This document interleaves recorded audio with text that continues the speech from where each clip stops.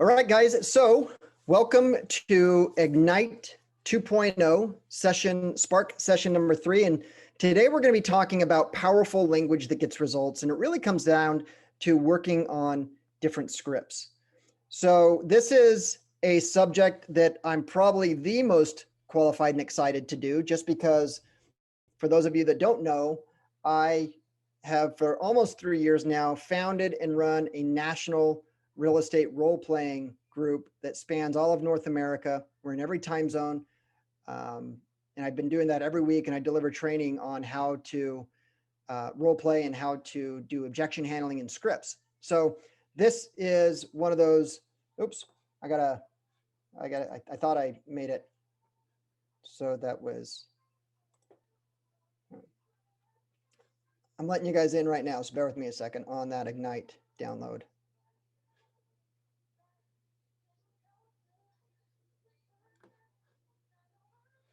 Laura, did you get in on it? Let me try again. Okay, hold on. It's thinking. I'm using up a lot of processing power, so. There we go. Let's just send that. Okay, you should be able to access it now. And now I'll just change that into share for all.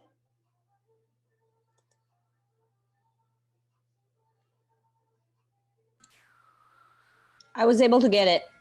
You were? Okay, perfect.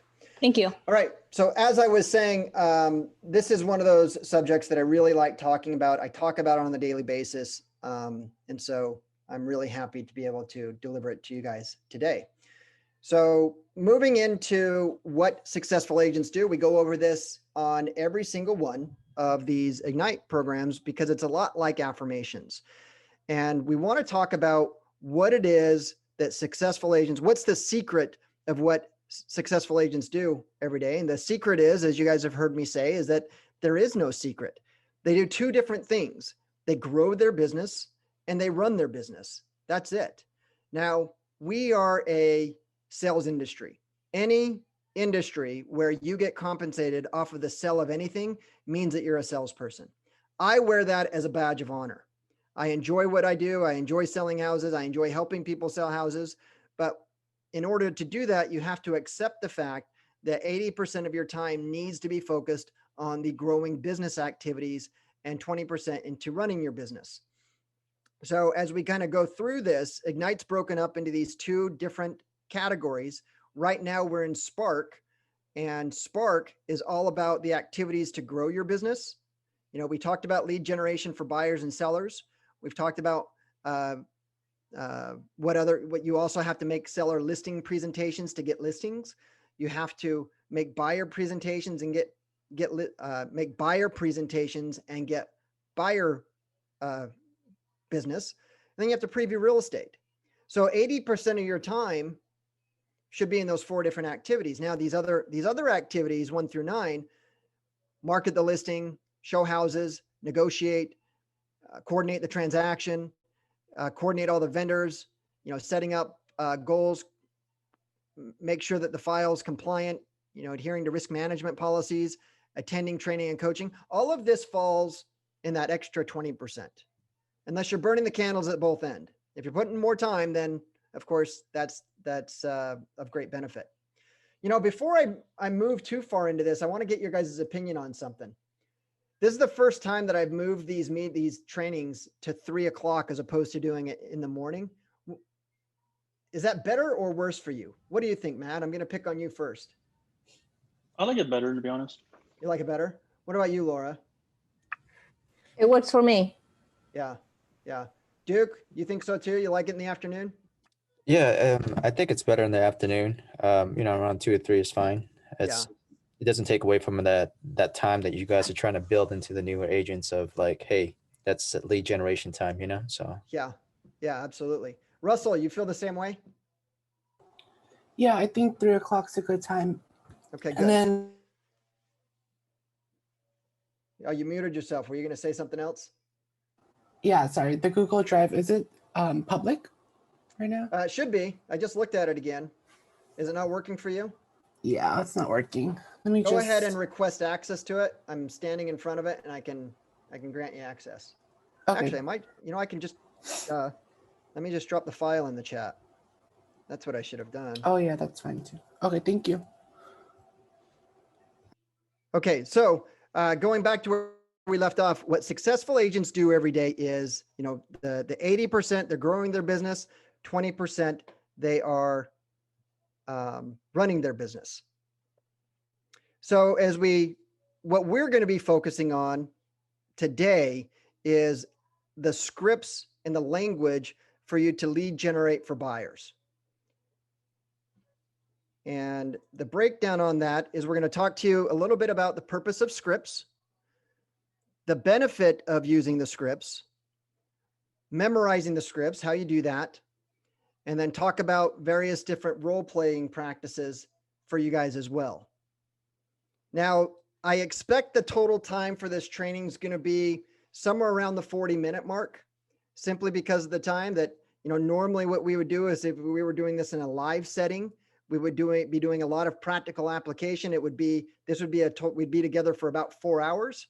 So, but instead of that, we're doing our training here, work with you guys to understand it, to start implementing it. And then daily, you should be taking time and working on this on your own period, at least 2 or 3 hours a day, to include the practice and to include the activities to generate business and so on and so forth. But this is what we're going to do today, is just talk about the benefits, how to memorize them, and the best practices of scripts. So the focus of today's session is literally memorizing and internalizing the scripts. It's important for you guys to understand that learning and understanding how to do this is vital, right? It's all part of your job. And who can tell me why learning scripts is important? Why is learning scripts important? Duke, what about you? Tell me your opinion on why you feel that learning scripts is important.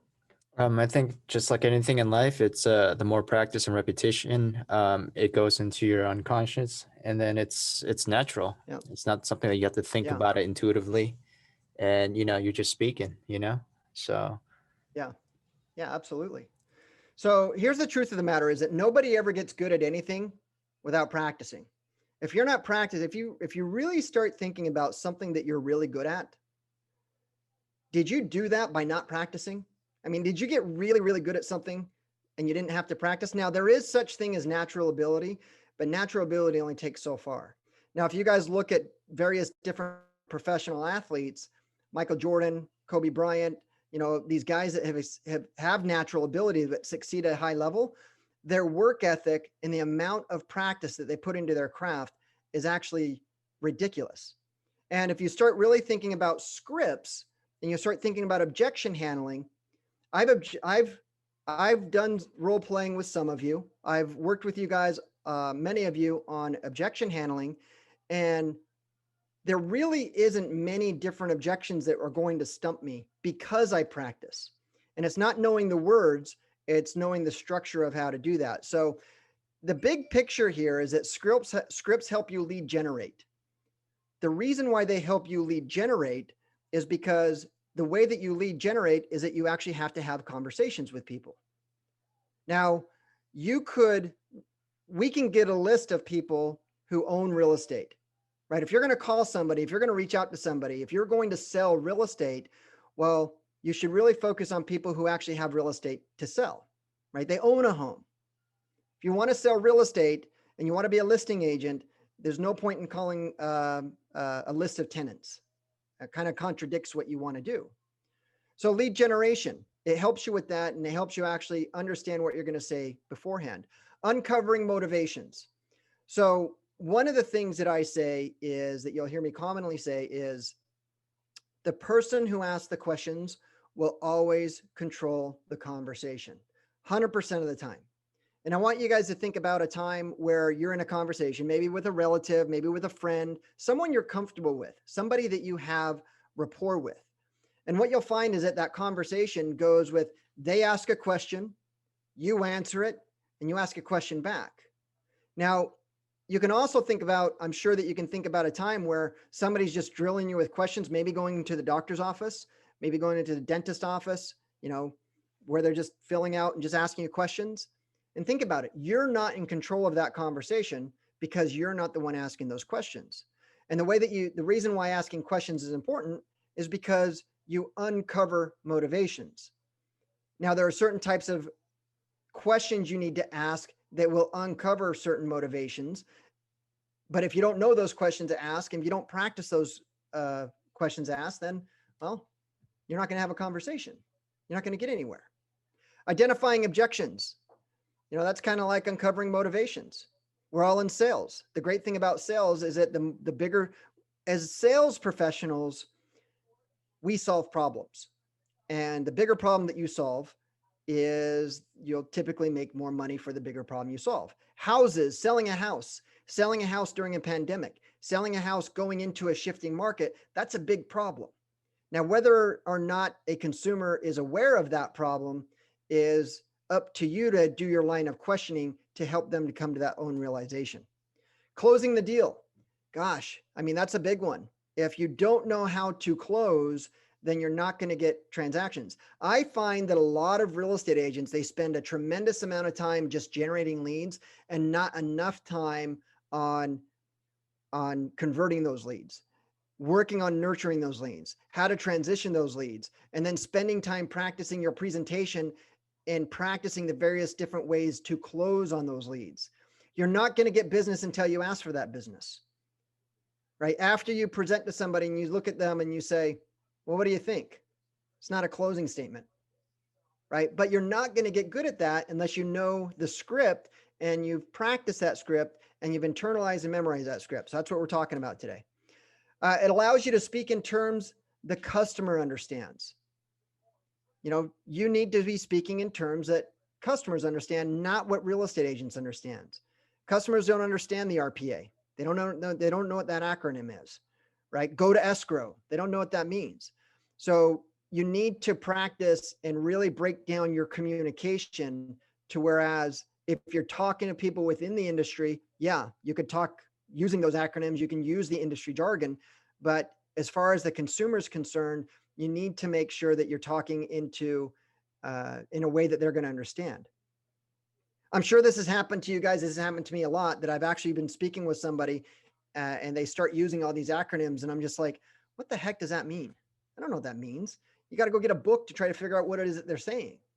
And if you do that and you're selling something and you're selling a service, then you've already lost, because the confused mind will always say no. And then the last one on this list is it helps you build confidence. I've been doing this a long time. I'm in 23rd year in the business. I started telephone prospecting really, really soon, but it was easy for me because all the jobs that I had before that, I was in customer service. I mean, I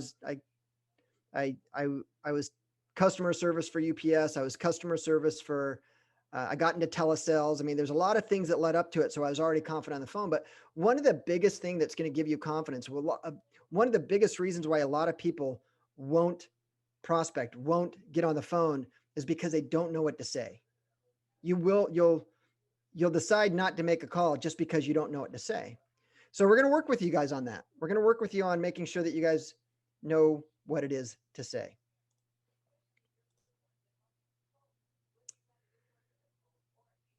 So understanding the scripts. I want you guys to read these phrases on this slide. Okay.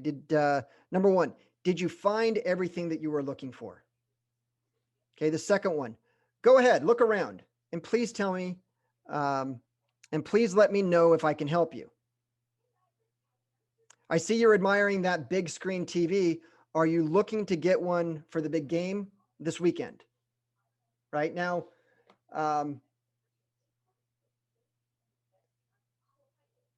does anyone, because I don't see your videos. I was going to tell you guys to raise your hand, but not everyone has their video on. If you guys don't mind, if you guys feel comfortable doing it, it'd be really great if you guys did that, because it helps me interact if I tell you to raise your hand or whatnot. Oh, hey, Dan, I didn't even see you were here. Dan raised his hand. Yes. So Has there ever been a time where you guys had a statement like that you were actually talking to somebody and they said, did you, you walked into a grocery, a clothing store, did you find everything that you were looking for? Right? Go ahead, look around. Let me know if there's anything I can help you with. Raise your hand if you've had those kind of statements come up in your day-to-day lives. Okay, perfect. So phrases like that are typically known. They're very common. And those phrases these could be real estate focused, but these are sales phrases, right? These are phrases, these are scripts. So the purpose of knowing your scripts, I mean, right here, right now, we have some of the things that you could say if you're actually working with a buyer, working with a seller. Right now, we don't have an environment where we're doing open houses, but you walk around, hey, go ahead and look around. Please let me know if there's anything I can help you with. Right? That's a sales statement. So let's talk about the activities. And I want to talk to you guys about removing your limiting beliefs. Now, can anyone share with me what a limiting belief is? Russell, do you know what a limiting belief is? I'm just guessing, but maybe like an assumption about An assumption? about Duke, something you that raised your hand. yeah. Duke, you raised your hand. What did can you share with what your thoughts are on a limiting belief?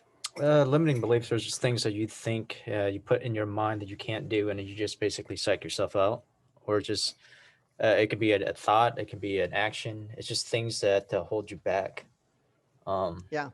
Mind's a powerful thing. So Yeah.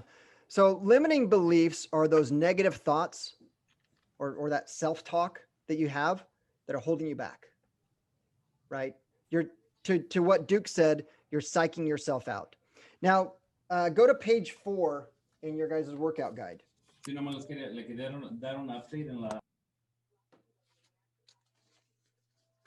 So page 4, you should be on this page right here, which is remove your limiting belief.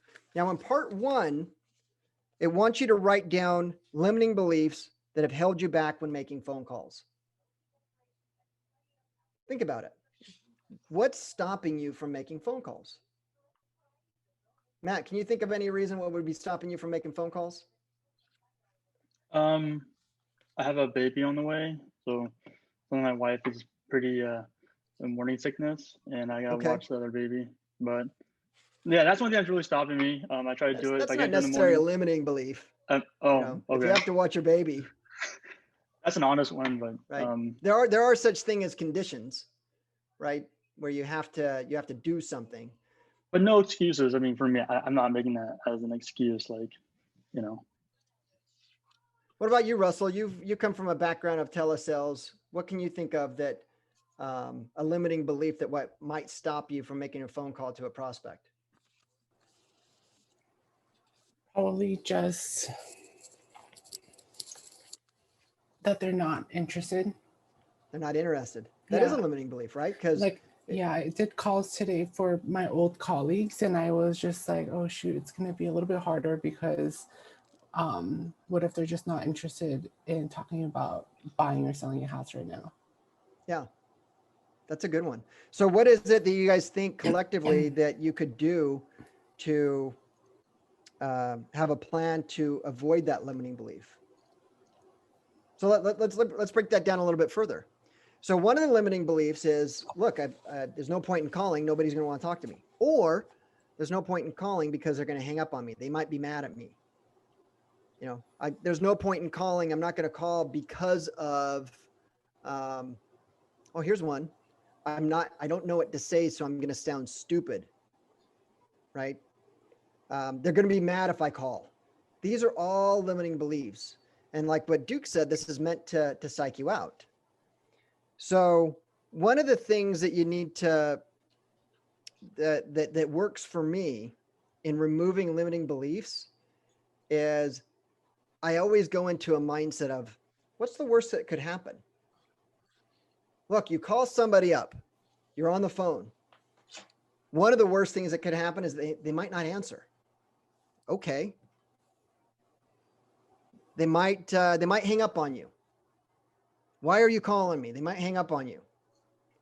Another what are other things that could happen? Are they going to take away your birthday? Right? Are they going to attack you? I mean, are you physically going to get hurt from this? No. But what's the best thing that could happen? You know, you might call them, and that might be that one time that all of a sudden they're like, as a matter of fact, I am looking to sell my house. What is it that you do to get home sold? But now here's the scary thing is you make the phone call. Sometimes fear of success will stop you, right? You're afraid that you're actually going to call out to somebody and they might say yes. They might be looking for a real estate agent and you might not be prepared to say something after that. Has that ever happened to anybody? Just me? Right? It's like, oh my God, you weren't expecting them to say yes because you're going to get 20 no's before you get a yes. And then all of a sudden you're talking to someone, you're in your zone, you have your script down. And it's like, yes, I will meet with you. Oh my God, what do I do now? Right? What's the process?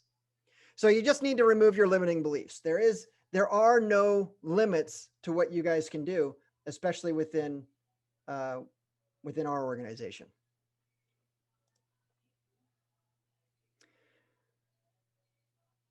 Okay, so now let's transition into this next section about benefits of using a script. So number one, scripts help you build confidence in job ability. There is nothing that any of us say ever that somebody hasn't said before. We're all scripted. That's how we learned how to talk.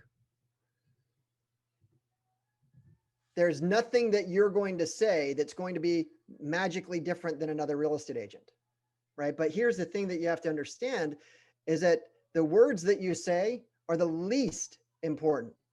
The words are about 7% of communication. It's the way that you say it. So when you're practicing your scripts, you need to practice in the delivery of those scripts. But the benefits of that, going in, I'm kind of going off on a tangent, is scripts allow you to stay focused on the conversation and in the present moment. Have you guys ever been nervous, ever talking to someone, and then all of a sudden you just randomly just start talking about stuff, and it's like you realize that you just don't shut up. You don't give them a way to talk. Well, scripts allow you to stay focused and allow you to stay on the conversation because your conversation is scripted. Has anyone gone river rafting? Anyone? Raise your hand if you've gone river rafting. So the cool thing about scripts and the cool thing about how this relates to river rafting is that we're all in a boat and we're all going to go from point A, we're at the very top, we're going to go through the rapids and we're going to get down. And every time you go down that river, it's going to be a different route. Is there anyone here that's gone river rafting that did the exact same river raft? The boat went the exact same way all the way down? It's impossible because it changes, right? The conversation changes as well.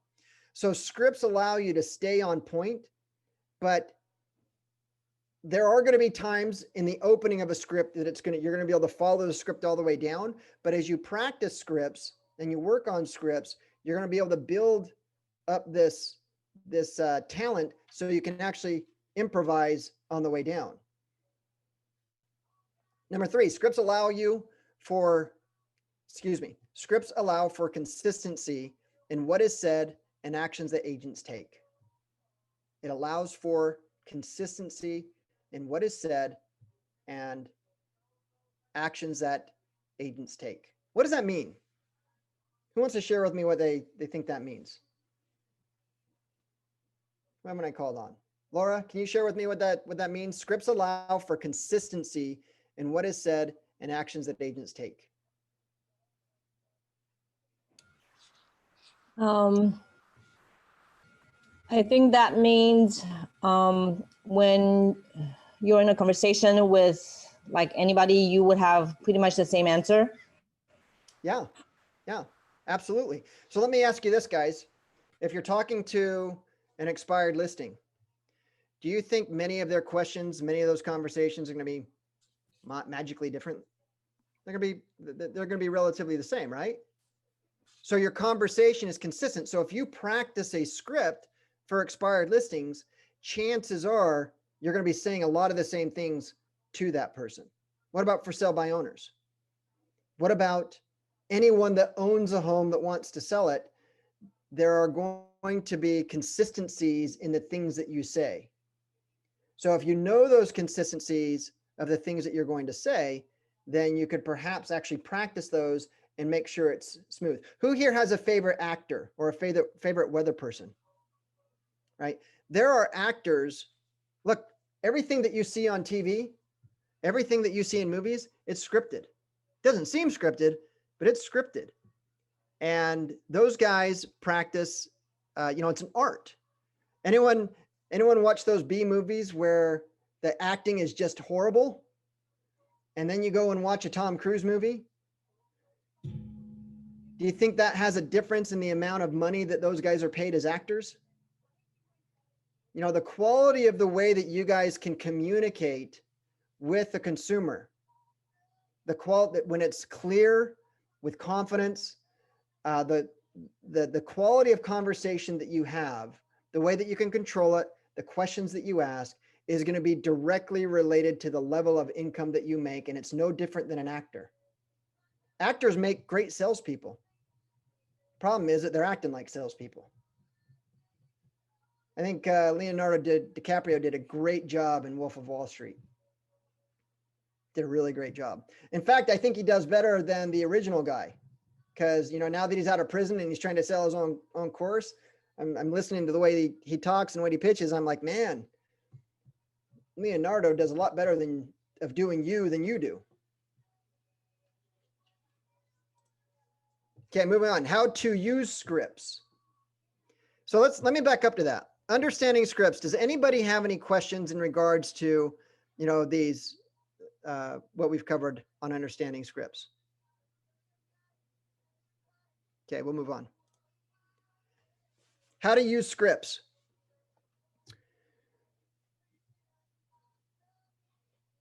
Now I have a video on this that I'm going to play. I got to stop the share so I can share the audio too. Bear with me, you guys, for a second.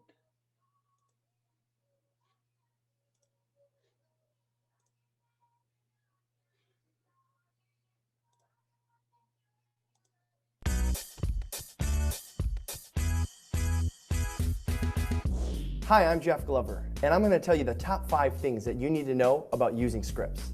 Step 1, you're going to need to get your scripts from a top agent at the office, your team leader, a MAPS coach, or of course Keller Williams University. Step 2, we're going to need to do a total transformation of instead of talking and telling, of asking questions.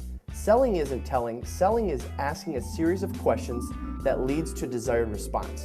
So instead of talking so much, we need to get in the habit of asking questions. And asking questions gives us control of the conversation. Control of the conversation gives us our ultimate outcome, which is an appointment set or a closing. Step 3, we need to listen with good intentions. Well, what I mean by that is we need to listen to their answers instead of just listening to them talk and asking another question that comes to mind. For example, instead of asking a seller where they're moving to and then going on to the next question, how soon would you like to be there? Ask them, where are you moving to? And when they give you a response, ask them, what takes you there? Step 4 in becoming better at scripts is we need to learn to mimic, mirror, and match the prospect. What I mean by that is we have to listen to their tone of voice. We have to speed up or slow down based on how fast the prospect is talking. That means when they respond and say, we're moving to Toledo, oh, Toledo, that's exciting. What takes you there? 93% of communication is body language and tonality. And that means only 7% are the words that we say or the questions that we ask. Step 5, we need to take these 5 points and practice them daily. If you think of NFL teams, they practice 50, 60 hours on the practice field for a 1-hour game.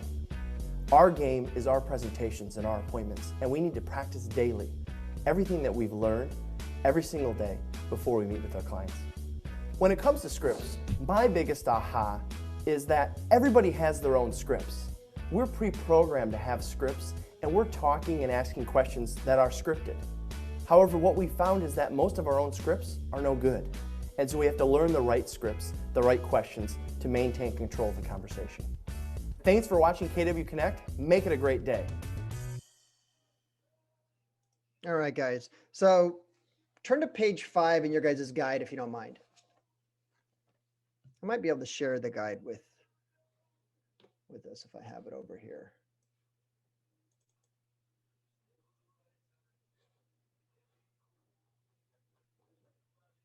Yeah, I can. Let me go ahead and move this over here.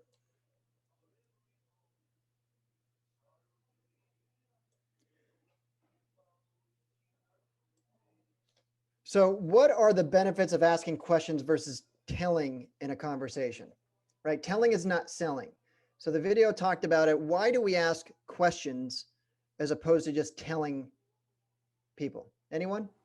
If you ask questions, you're going to get more engagement and they're going to be talking versus Yep, just you're gonna- telling. You're going to get more engagement. Anyone else have anything? Puts you in control. Put you in control. So you guys might often hear me say that the person who asks the questions will always control the conversation. Always control the conversation. Remember how I asked if you guys can remember a time where somebody is just asking you with a bunch of questions? Well, if you remember that time, you're not in control of the conversation if that's the case. Now, the opposite is true as well. Has there ever been a time where someone's just like talking? Just talking. That's all they're doing. You want to bite your arm off to try to get out of there. So telling is not selling. The person who asks the questions control the conversation. So number two, what are some of the things that you can do in a conversation to show the other party that you're truly listening? Okay, so I'm going to Ask share some things. questions. Ask questions. Ask questions regarding the response. Ask questions regarding their response. Good. Has anyone heard the term of active listening skills? Repeating. Active listening skills is taking what somebody said and pretty much repeating the last 3 words of what they just said. You know, Mr. and Mrs. Seller, when are you looking at moving? Well, I'm not looking at moving. Oh, you're not looking at moving. Something like that. So the only way that has ever been a conversation that we've all been in that you know that the other person's not listening to you?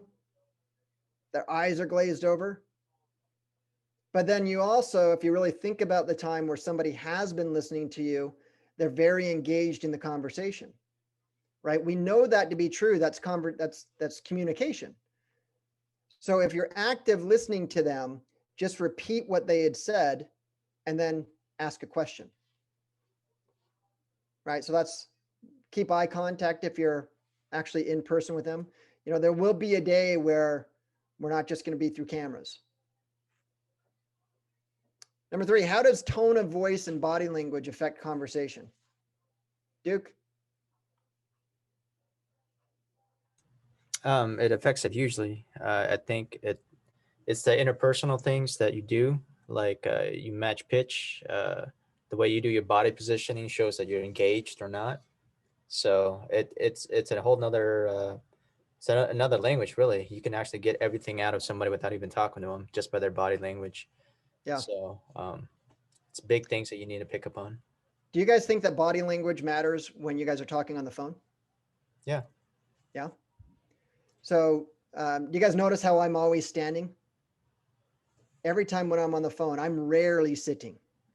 And the reason why is because it's easier for me to actually talk and be animated while I'm you can't be animated sitting at a desk.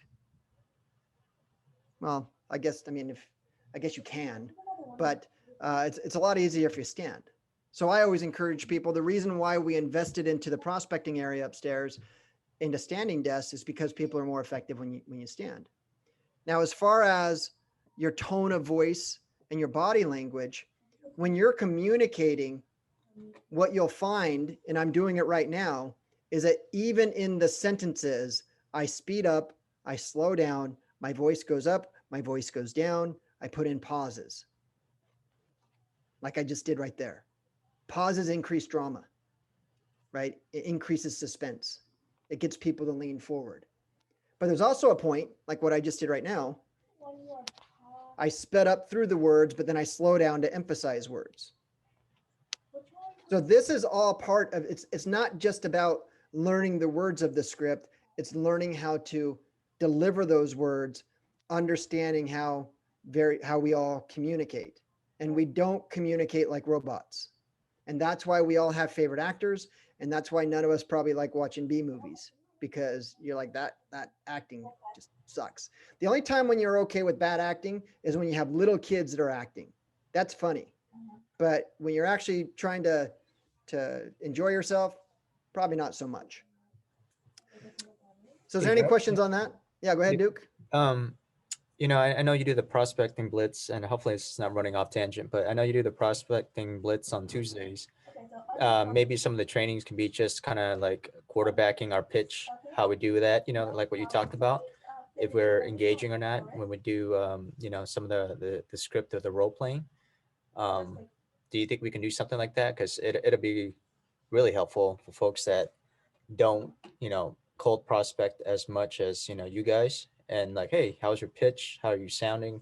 Do you sound like a boring accountant? Do you sound like someone that's engaged? You know, I think that'll help out because I get into this monotone thing because that was my life for a long time, you know, and it would really help out. So I don't know if that's something that you're up for. I think it'll be very No, helpful. I'm open for any type of anything. So on the prospecting blitz. So for those of you that are on here that aren't familiar with the prospecting blitz, every Tuesday from 9:30 to noon here at our Irvine office in Suite 240, we do, everyone comes together and just prospects.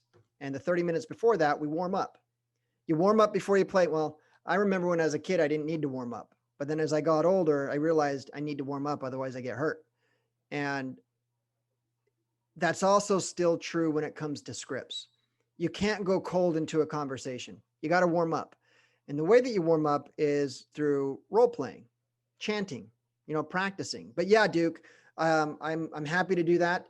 It's, you know, you got to, here's the thing is that you've got to be able to get through the opening so you can handle the objection.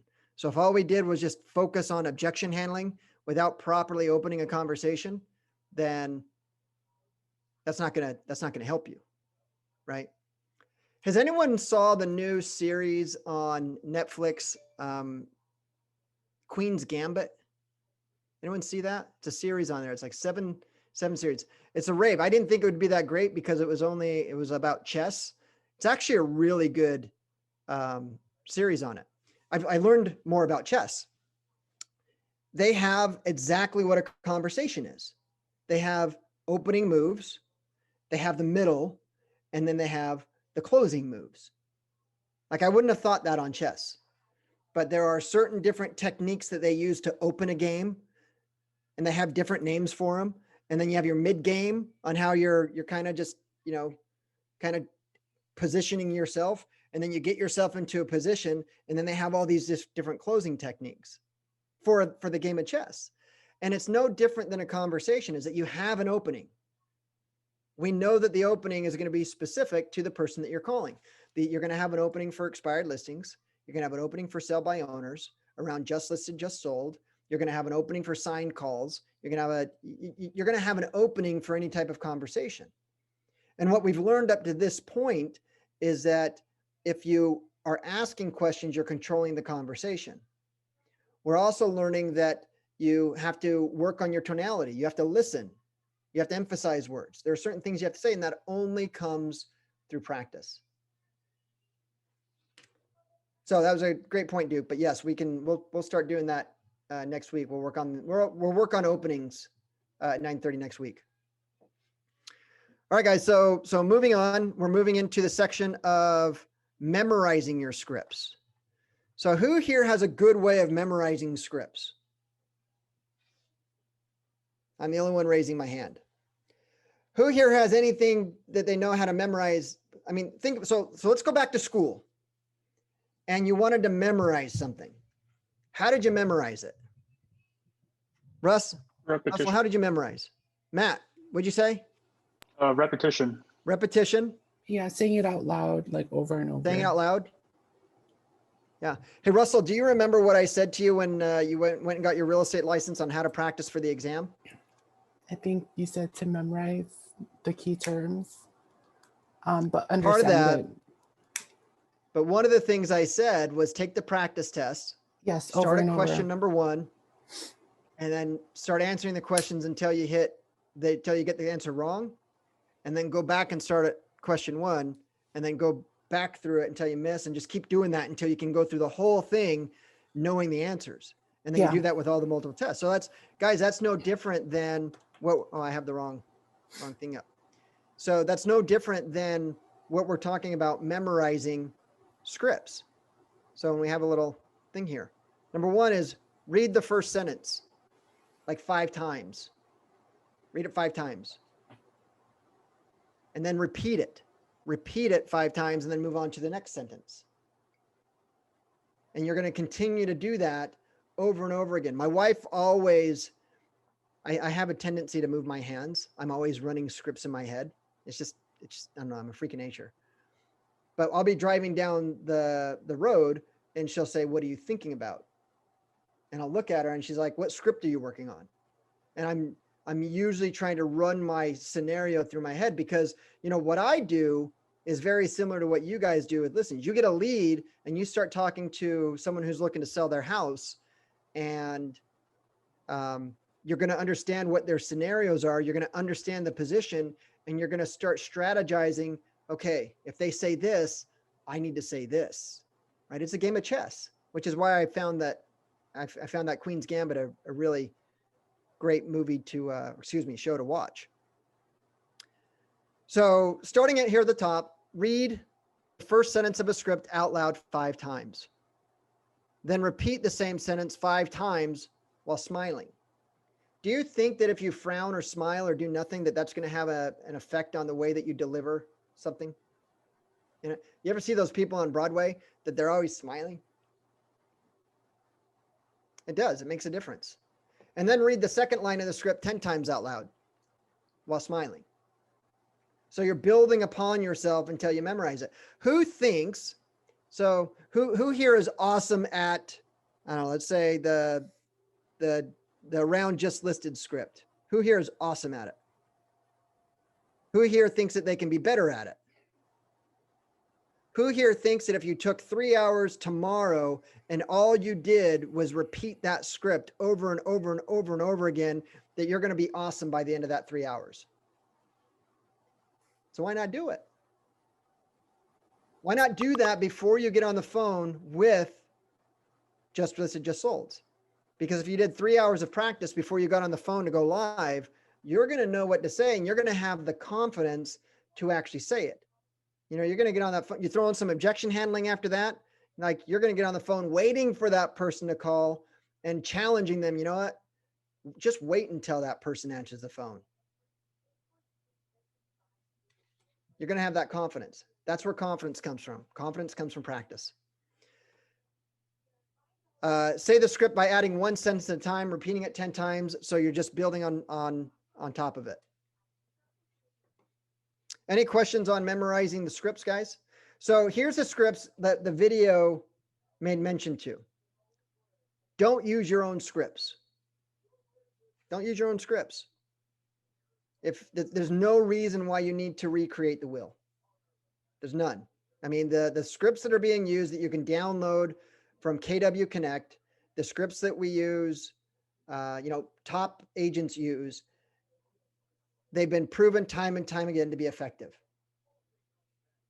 Don't be that rogue person that wants to reinvent the wheel to have your own system. The system's built, it works, it's successful. All the questions that a seller will ask, all the questions that a buyer will ask, all of it will be the same. 99%. You'll get that 1% that's going to go sideways on you, and typically you won't end up working with them anyways. But for the most part, all the questions, all the conversations that you're going to have are going to be very similar. Let's go over to here. Daily script practice. So is anyone here practicing scripts on a daily basis? Besides me? Is anyone here practicing your scripts on a daily basis? Okay, so here's what I would like to challenge you guys to do. Number one is you're always going to suck until you get better. It's just that's just life. You're not going to be that great when you first start something. You're not going to be confident. Confidence comes through delivery of the activity. Confidence comes through practice. What I would challenge you guys doing is not be so head over heels to get into the lead generation game, right? Jim Rohn once said that you can make up in numbers where you lack in skill. Think about that. You can make up in numbers where you lack in skill. What that means is if you're not that good, just go out and talk to a lot of people. The thing is, if you're going to go out and talk to a lot of people, that's going to take a lot of time. But over time, as you get better, now you can make up in skill where you lack in numbers, meaning that you've gotten good enough that you don't need to talk to that many people. You know, these veteran real estate agents that's had these conversations that you're just first beginning to learn. If you're new to scripts and you're new to real estate, they've had these scripts. They've been having those same conversations every day for umpteenth years. Now, unless you want to take that much time to learn those scripts, the only other way that you're going to be able to increase that learning curve, increase your skill level in a very quick way, is through practice. So I encourage you guys to at least role play for 30 minutes a day, at least. And then do your, and do that. It doesn't even matter if it's before, during, or after your, well, don't do it between the hours of say 9:30 and noon. Those are your golden hours. But if you're not going to do it, you're better off doing it. You know, you're better off role playing for an hour, breaking, going with a role playing partner, and then pick up and do more prospecting. Who knows the best time to prospect? Anyone? Anyone know the best time to prospect? 9 to 12 or 9:30 to 12. 9:30 to 12. Anyone else want to guess? You're close. You're really close. Duke, what do you think? Honestly, I don't know. I think as much as you can get in, and I'm not As sure much as you can get in? optimal time. Okay. Dan, I think Dan will know the answer to this. When's the best time to prospect? I think statistically it says between like 10 and noon. But it's also when you're the most energetic too. So there's kind of a combo there. Yeah. Yeah. So there was a paper that was written, commissioned by Keller Williams by Baylor, with Baylor University. It was like a decade ago. And what they're saying is that the hours between 10 and 2 are the best time. But what I was going for, the best time to prospect is when you'll do it. Doesn't matter if it's morning, doesn't matter if it's noon, doesn't matter at night. You're a drunk monkey. Your limiting belief of you saying, you know what, it's 3 o'clock. Nobody's going to answer their phone at 3 o'clock. That's a limiting belief.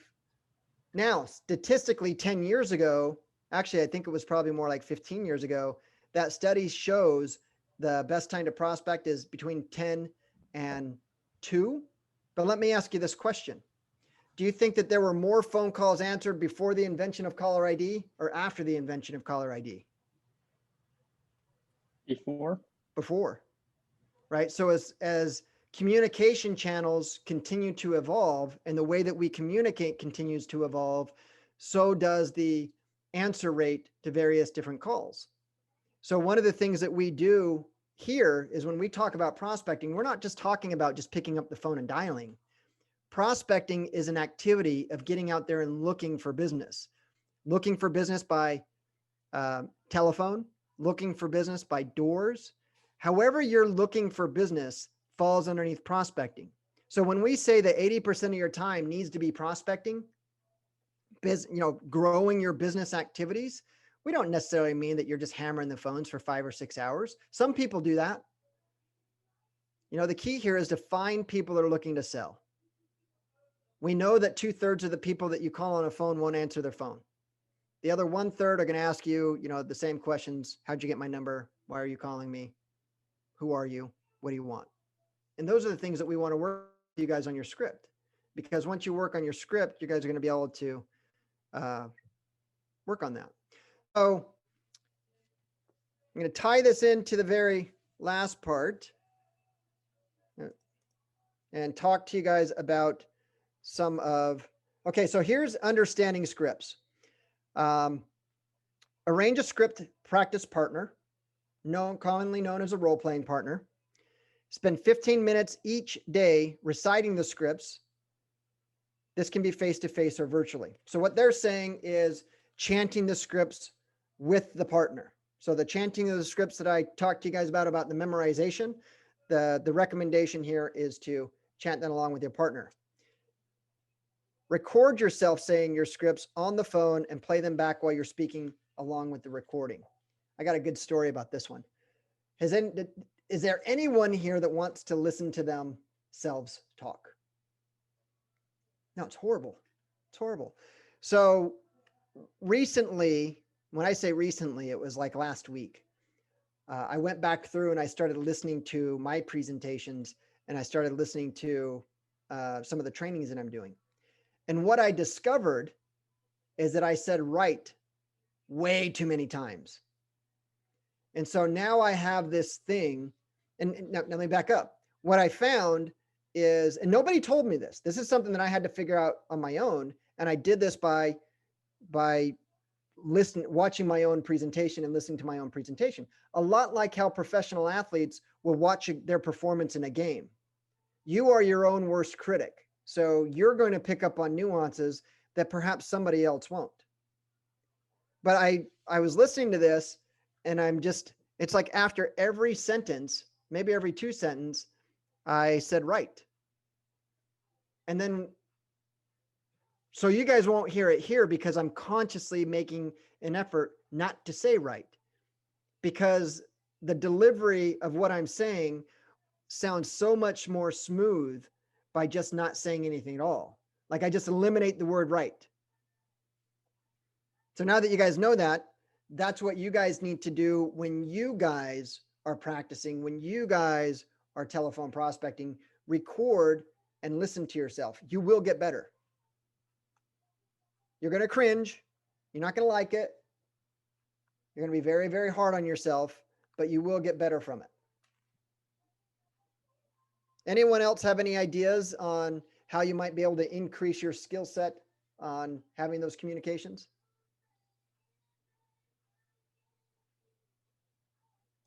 Okay, so let's move into the last part. Let's talk about the ahas. I'm going to go around. So Matt, any ahas? I like the fact that you recommended smiling and then repeating the sentence. I never thought about smiling, so that helps with tonality, I assume, and I guess memorizing. Yeah, memorizing, smiling, that's huge. Duke, what about you? You take anything? Yeah, definitely your attitude. So if you had something, try to, you know, block off anything stressful or upsetting or something, because you don't want to go into a call with bad energy. Even though they can't see you, they can feel it. So kind of piggybacking off of what Matt said, I think it's very true. You know, you're frustrated or you got something to do, it'll come across. So try to smile, you know. Yeah, bring good energy. Thank you. Anyone else have anything, any ahas you want to share? So one thing that I'd like to leave you guys with that I think is extremely effective, especially when you're prospecting, don't base your prospecting goals off of time. Base your prospecting goals off of contacts. And the reason why I say that is because you can prospect for an hour and make one phone call. You can just sit there and just stare at the phone. And it kind of sounds funny when you do it, but what will happen is I've done there. I've been there, done that.